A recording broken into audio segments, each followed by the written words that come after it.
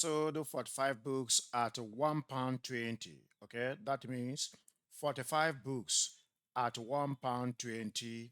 That is going to give us a total of 45 multiplied by £1.20 is going to give us £54.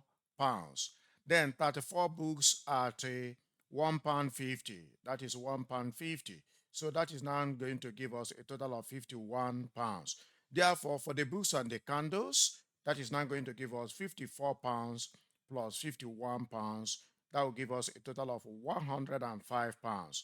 So we can now, since she got a total of £150, we can now say £150 subtract £105 is going to give us a remainder of £45.